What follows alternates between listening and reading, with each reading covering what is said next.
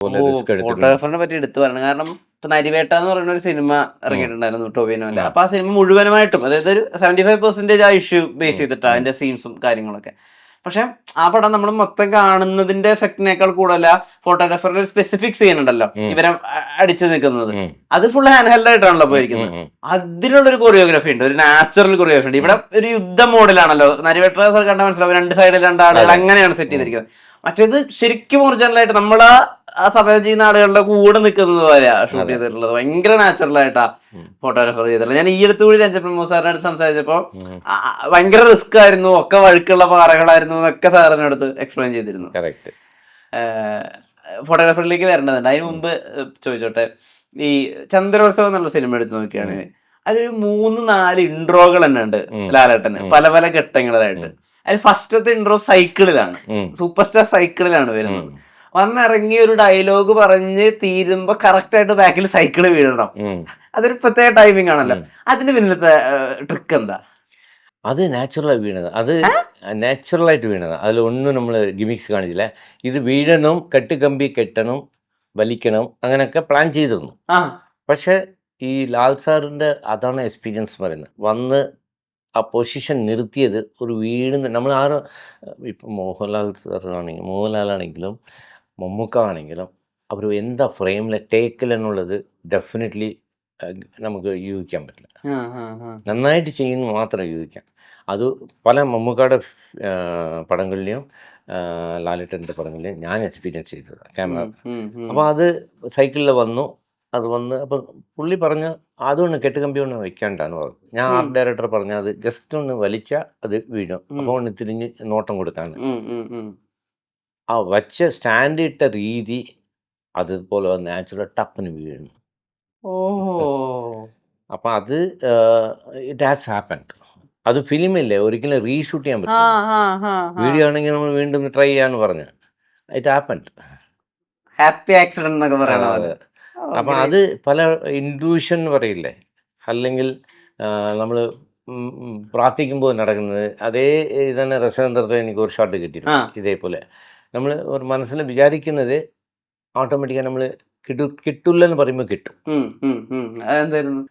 അസ്ഥി ഒഴുക്കിയിട്ട് നമ്മുടെ അസ്ഥിയില്ല, മറ്റേ ചിതാഭസ്മം, അത് വന്നിട്ട് അച്ഛൻ്റെ ഭരത് ഗോപി സാറുടെ അത് വന്നിട്ട് കടലിൽ എടുത്തിട്ട് ശംഖുമുഖത്തിൽ വന്ന് കടലിലെ എടുത്തിട്ട് ലാൽ സാർ ഇങ്ങനെ വരുമ്പോൾ ഞാൻ തലേ ദിവസം പോയി ലൊക്കേഷൻ കണ്ടിട്ട് ഫിക്സ് ചെയ്തതാണ്. അപ്പോൾ സത്യേട്ടനൊക്കെ അവിടെ ഡബ്ബിങ്ങിലായിരുന്നു. അപ്പോൾ ഡെഫിനറ്റായി എടുക്കാൻ പറഞ്ഞു. നടന്നു വരുമ്പോൾ ഒരു ആലകൾ നല്ല ബാക്കിൽ വരുകയാണെങ്കിൽ സ്ലോ മോഷനിൽ നടന്നു വരുമ്പോൾ അതിൻ്റെ ഒരു ഡെപ്ത് ക്രിയേറ്റ് ചെയ്യാം, ആ ഫീലിംഗ്, ഒരു എമോഷണൽ ഫീലിംഗ് കൂടുതലായിട്ട് വരും.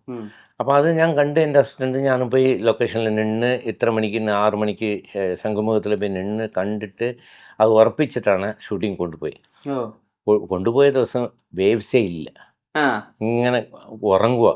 അത് കായൽ പോലെയേ ഉണ്ടായിരുന്നു, കടൽ പോലെ തോന്നിയില്ല. അപ്പം ഇപ്പോൾ വരും ടെൻഷനായി. 7 മണിയായി, ബ്രൈറ്റ് ലൈറ്റ് ആയി. 6 മണിക്ക് എടുക്കണമെന്ന് വിചാരിച്ചതാണ്. അപ്പോൾ ലാൽ സാർ പറഞ്ഞു ഒന്ന് എടുക്കാമല്ലോ, അല്ലെങ്കിൽ ബ്രൈറ്റ് ലൈറ്റ് ആവില്ലേ എന്ന് ചോദിച്ചു. എനിക്ക് ഇഷ്ടമില്ലാതെ തന്നെ ഞാൻ പറഞ്ഞു നോർമലി ഇല്ലെങ്കിൽ നാളെ എടുക്കാമെന്ന് പറയാം. അങ്ങനെ പറയാൻ ഇല്ല, ലാൽ സാർ ഭയങ്കര ബിസി, സത്യായിട്ട് റിലീസ് ചെയ്യണം പടം, ഓക്കെ ഒരു ക്യാമറയ്ക്ക് വേണ്ടി കോംപ്രമൈസ് ചെയ്യാണ്ടെന്ന് പറഞ്ഞിട്ട് ഞാൻ പറഞ്ഞു ഓക്കെ എടുക്കാൻ.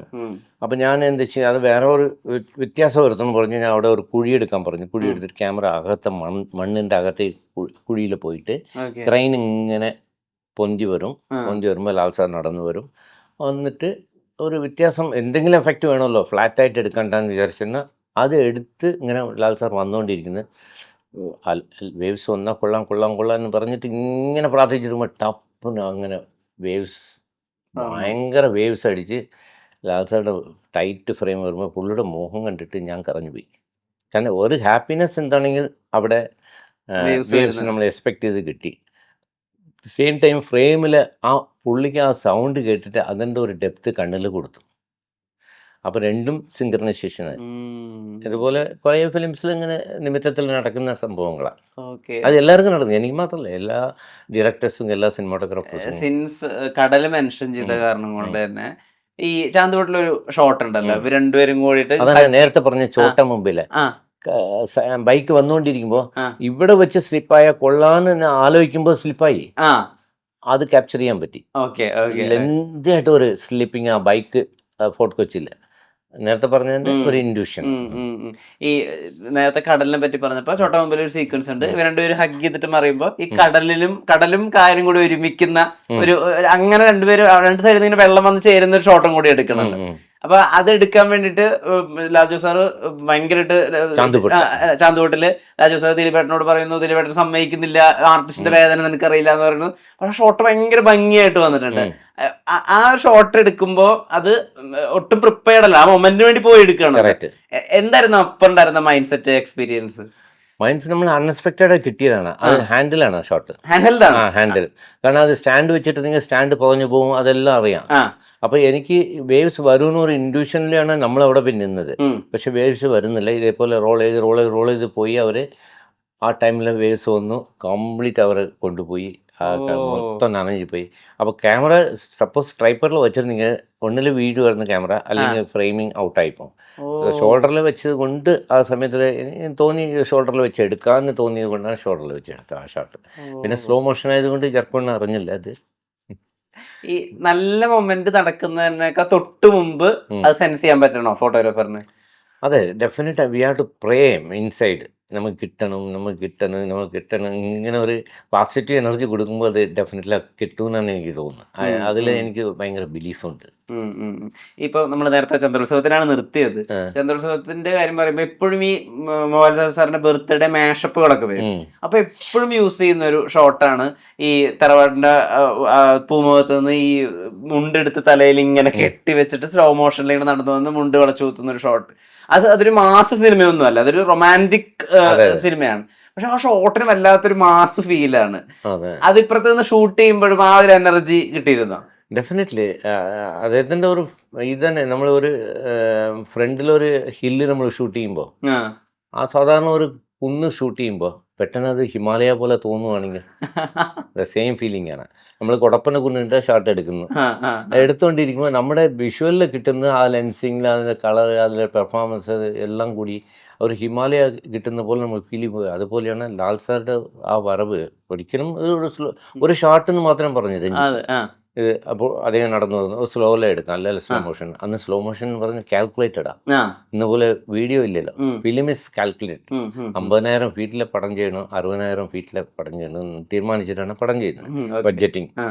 അപ്പോൾ അങ്ങനെ വരുമ്പോൾ സ്ലോ മോഷൻ റീപ്പീറ്റ് എടുക്കുന്നത് എല്ലാവർക്കും, പ്രൊഡ്യൂസറൊക്കെ ഭയങ്കര അൺഹാപ്പി ആവും. ആ സമയത്തിലാണ് നമ്മൾ ക്യാമറ വയ്ക്കുന്നത്. ലാൽ സാർ നടന്നു വരാൻ പറയുന്നത്. ലാൽ സാർ നടന്നു വരുമ്പോൾ വേറെ ഒരു ഫിഗറായിട്ട് പുള്ളി ട്രാൻസ്ഫോർമേഷൻ ആവുന്നത് നമ്മൾ ക്യാമറയിൽ കാണും. അപ്പോൾ കട്ട് ചെയ്യാൻ പോലും തോന്നില്ല, ലെറ്റ് ഹിം കണ്ടിന്യൂ എന്ന് വിചാരിക്കും.